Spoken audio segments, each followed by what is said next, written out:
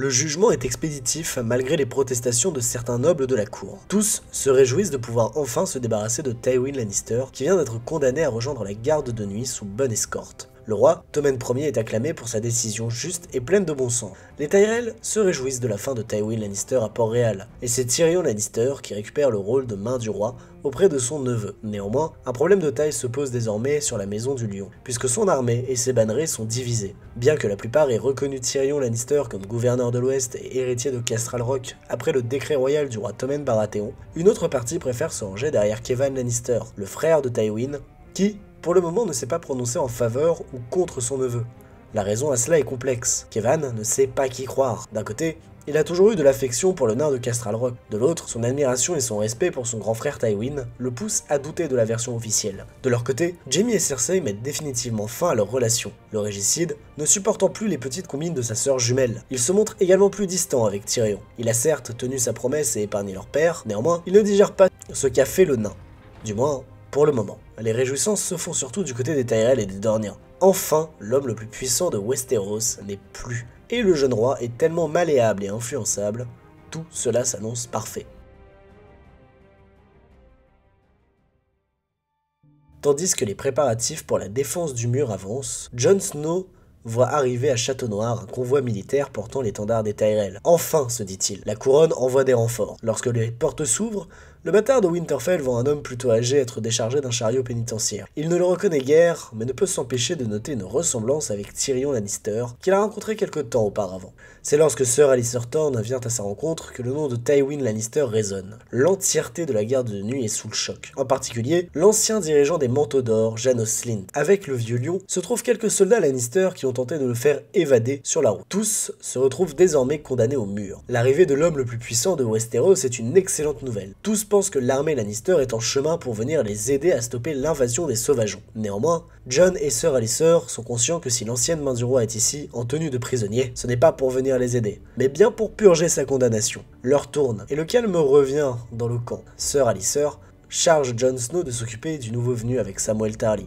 Les présentations sont brèves entre Tywin et Jon. Le vieux lion parle peu. Son visage s'est décomposé brièvement en voyant le bâtard de Winterfell, comme s'il avait vu un fantôme. Puis, il reprend son air stoïque impassible. Snow fournit son équipement à l'ancien agent de l'Ouest et lui fait prononcer ses vœux dans la foulée. Il n'y a pas de temps à perdre avec le cérémoniel. L'ennemi, par-delà du mur, approche, et il amène avec lui le chaos de la bataille. Néanmoins, Tywin finira par demander à Jon s'il est sûr d'être le fils de Ned Stark. Cette phrase, à laquelle le jeune corbeau répondra sèchement par l'affirmatif, ne peut que le travailler intérieurement. Qu'a voulu dire l'ancien lion avec cette phrase? Pour Jon, ce n'est pas le moment de réfléchir à cela. Il faut se préparer au combat, et Sir Alliser vient de convoquer tous les gardes de nuit à l'intérieur afin de préparer et d'organiser les défenses du mur.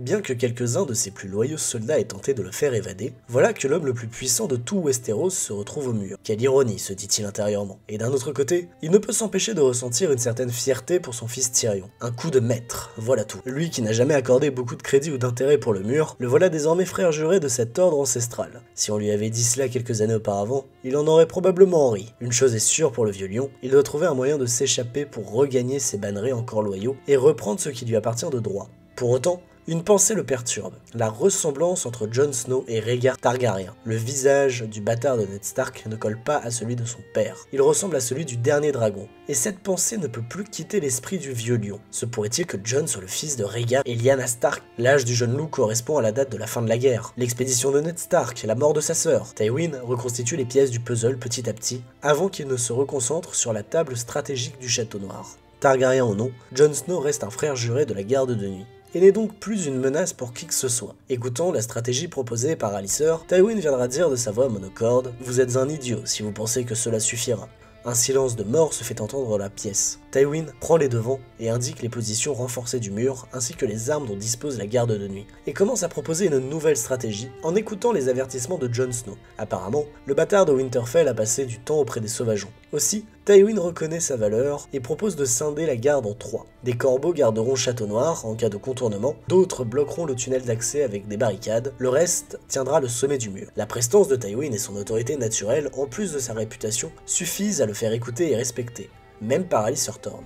qui perd son chien fidèle, Janos Slynt, qui se range du côté du vieux lion. Serait-ce de la passion? Depuis combien de temps Tywin n'avait-il pas ressenti un tel frisson aux commandes d'une de ses armées? Moins de 1000 soldats contre 100 000 sauvageons. Voilà un défi à sa hauteur. Il ne s'était pas senti autant défié intellectuellement depuis la guerre des 5 rois.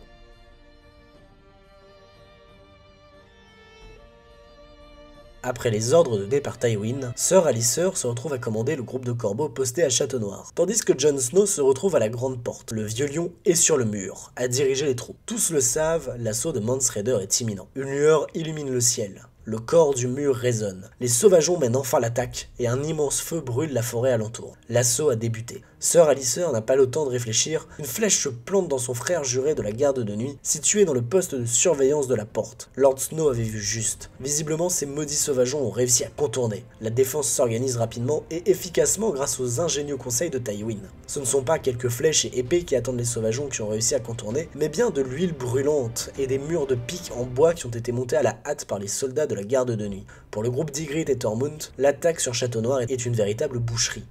Et l'ancienne amante de Jon Snow se retrouve bien vite confrontée à la lame de Sir Alliser Thorne qui mène la charge avec ses corbeaux. Dans le chaos et la confusion, il remarque néanmoins très bien Janos Slynt s'enfuir comme un lâche. Il peste, mais poursuit son assaut. Le combat est féroce. Les lames s'entrechoquent et les quelques sauvageons qui ont réussi à franchir les murs de Château-Noir se font percer de flèches ou transpercer par l'épée. De son côté, Sir Alliser désarme son opposante et enfonce la lame de son épée dans le cœur d'Ygritte, avant de s'attaquer à Tormund, qui a réussi à lui seul à tuer 3 corbeaux. Le combat est féroce. L'imposant rouquin combat à la hache lourde et pousse Sir Alliser dans ses retranchements. Le combat est intense et féroce. Cependant, avec son expérience et sa maîtrise de la lame, le vieux corbeau parvient à entailler la jambe de Tormund avant de se prendre un violent coup de hache dans l'épaule. Il grogne de douleur et tombe au sol. Et alors que son adversaire s'apprête à l'achever, ce dernier se fait éborgner par une flèche tirée par le jeune Olly, arrivé à la garde il y a peu. Le gamin vient de sauver la vie du vieux corbeau et il en a conscience. Dans les autres bonnes nouvelles, les hommes de Lord Snow reviennent du tunnel victorieux, en ayant essuyé quelques pertes face à un géant. L'attaque est repoussée. La stratégie de Lord Lannister a été plus que redoutable face à l'armée sauvageonne. Malgré cela et la joie des frères de la garde de nuit, Sir Alliser et son rival Snow ont parfaitement conscience qu'ils ne pourront pas tenir un siège trop long. La première vague a été repoussée, c'est un fait. Cependant, dans la grande salle de Château-Noir, les doutes subsistent. Comment tenir le prochain assaut? Les propositions s'enflamment depuis le début de la discussion. Sir Alliser maintient qu'il faut se retrancher et laisser les sauvageons s'épuiser. De son côté, Jon Snow pense qu'il est nécessaire d'ouvrir les discussions avec Mance Rayder pour trouver un compromis. Et tandis que le débat fait rage, d'autres s'interrogent sur l'avenir de la garde de nuit et de cette bataille sans Lord Commandant. Depuis son siège, Maestre Aemon écoute la discussion silencieusement, sachant pertinemment qu'il ne sert à rien d'appeler au calme. Pour autant, c'est Tywin qui viendra prendre la parole de sa voix ferme et froide pour interroger Jon Snow. Au vu des informations pertinentes qu'il a précédemment fournies sur la manière de faire des sauvageons, l'ancien seigneur de l'Ouest aimerait comprendre pourquoi il tient tant à parlementer avec l'ennemi. La réponse du bâtard de Winterfell le laisse dans la perplexité. Jon et plusieurs autres patrouilleurs auraient vu les autres, les fameux marcheurs blancs des légendes. Une part de Tywin refuse de croire à cela. Son côté pragmatique et militaire l'invite à ne pas croire à ces fables fantaisistes. D'un autre côté, il sait que Ned Stark n'a jamais trahi sa parole, et Jon semble suivre la même règle. De plus, plusieurs patrouilleurs affirment avoir vu la même chose, que ce soit Samwell Tarly ou Edison Talett. Au vu du silence de Tywin, et du respect qu'il a gagné en proposant la stratégie qui a permis de repousser les sauvageons, les autres membres de la garde se font silencieux. Puis, Maestre Aemon entend la question fatidique de l'ancienne main du roi, et opine d'un geste de la tête. Oui, les marcheurs blancs existent. Toujours incertain, néanmoins prudent, Tywin décrète qu'il faut d'abord s'occuper de ce qui est traitable. Aussi, après le témoignage de Samwell Tarly et d'Alliser Thorne, Janos Slynt est décapité pour abandon de poste, le vieux lion, laissant à Jon le plaisir de s'occuper de cette tâche avant de le prendre à part et de lui demander s'il pense être capable de raisonner Mance Rayder. Le Maestre Aemon écoute d'une oreille discrète la discussion, alors que Jon répond par l'affirmatif. Aussi, Tywin lui laisse sa chance avec le roi au-delà du mur. Ayant débarqué de l'autre côté du mur, Stannis Baratheon lance une importante charge de cavalerie et une manœuvre d'encerclement pour défaire les sauvageons. Son imposante armée disperse rapidement les guerriers de Mance Rayder, déjà affaiblis par leur précédent assaut sur le mur. Jon Snow, qui était en pleine négociation avec le roi d'au-delà du mur, se voit au milieu d'un immense débarquement de soldats qui piègent les derniers sauvageons réunis autour de lui et Mance, avant que Stannis Baratheon n'arrive sur sa monture et jette un regard sur le groupe qu'il vient de faire prisonnier. Il descend de son cheval et s'approche accompagné de Davos et de quelques-uns de ses soldats avant de faire face au roi des sauvageons ainsi qu'à Jon Snow. La discussion qui s'ensuit n'est guère du goût de Stannis, et Mance ne doit sa survie immédiate qu'à l'intervention du bâtard de Ned Stark, pour lequel le roi légitime des Sept Couronnes semble avoir un véritable respect. Arrivé au mur avec les prisonniers, Stannis est pris de stupeur en voyant Lord Tywin Lannister porter le noir. Cela le ferait presque sourire. Clairement, l'ironie de la situation est merveilleuse. Le vieux lion qu'il avait vaincu à la bataille de la Nera, désormais sauvé par son ancien ennemi. Cependant, malgré l'envie de Stannis de prendre la tête de Tywin, il est stoppé par les membres de la garde de nuit, en particulier par Jon Snow qui refuse que le roi Baratheon interfère dans les affaires de la garde de nuit, qui doit être neutre et hors des conflits. Cela ne satisfait guère Stannis, qui questionne son ancien adversaire sur la raison de sa présence au mur. Tywin est revanchard, et il voit en Stannis le parfait moyen de regagner sa place de régent de l'Ouest et le contrôle de la maison Lannister. Aussi, il évoque à Stannis les raisons de sa présence au mur, ce qui ne manque pas de satisfaire le roi. Néanmoins, Stannis s'interroge. Pourrait-il recruter Tywin ? Après tout, un tel talent stratégique et une telle influence lui seraient bénéfiques. D'un autre côté, il sait pertinemment qu'on ne peut avoir aucune confiance en les Lannister, encore moins avec les bâtards incestueux sur le trône et le nain de Castral Rock comme main du roi. Pour l'heure, Stannis décide de suivre la demande de Jon Snow et de ne pas s'impliquer dans le sort de Tywin Lannister, se contentant de ravitailler ses troupes et de préparer son expédition sur Winterfell. C'est durant ce temps qu'il fait sa proposition à Jon Snow, le faire Lord Stark de Winterfell, si lui et les sauvageons l'aident à marcher en direction de la forteresse des Stark aux mains des Bolton. Proposition que Jon refuse.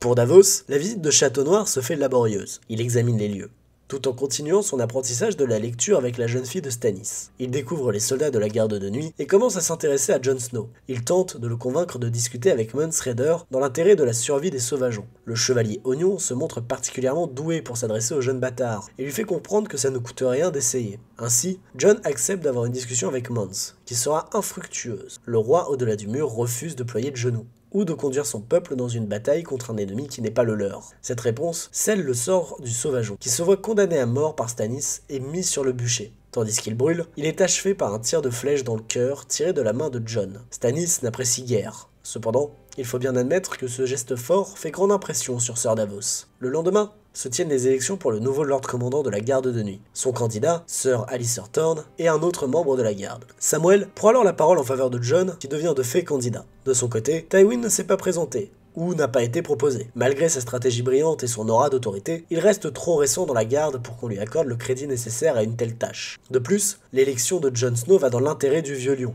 Il sait que son honneur le coincera au mur et ainsi l'empêchera de se mêler un jour de la politique du trône de fer. Les votes débutent et se concluent par l'élection de Jon Snow comme nouveau Lord Commandant, qui bat Alliser Thorne de 2 votes, celui de Maest Aemon et celui de Tywin, sous le regard de Davos. Jon fait sa première réunion de Lord Commandant. Sir Alliser devient premier patrouilleur, tandis que Tywin Lannister obtient également ce titre honorifique. Il règle les questions techniques, puis prépare une grosse expédition après avoir discuté avec Tormund, qui a réchappé à la flèche plantée dans son crâne, qui a frôlé son œil de justesse. Il va faire route vers le Grand Nord, pour ramener les sauvageons au sud du mur. Tywin le prend à part pour en discuter, et à nouveau est confronté à la terrible vérité des lèvres de Jon. Les marcheurs blancs approchent, et les sauvageons ne feront que grossir leur rang. Pragmatique, et voyant là une opportunité de découvrir la vérité par lui-même, Tywin accepte d'accompagner Jon Snow au-delà du mur afin de secourir les sauvageons. Stannis accepte de laisser des navires à la disposition du Lord Commandant et part avec ses troupes vers Winterfell.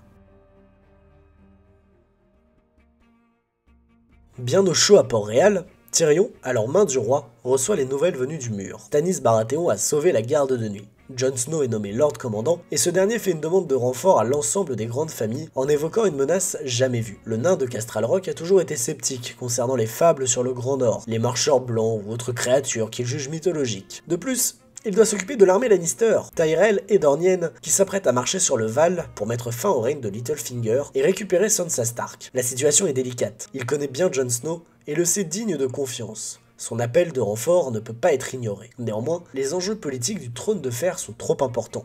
Il a déjà réussi à se débarrasser de sa sœur en la confinant dans le donjon rouge sous bonne garde. Il doit désormais composer avec les nouvelles venues du Nord. Il le sait, si Stannis parvient à l'emporter à Winterfell, le Nord suivra le Baratheon dans sa quête de vengeance. Aussi, la main du roi doit prendre une autre décision.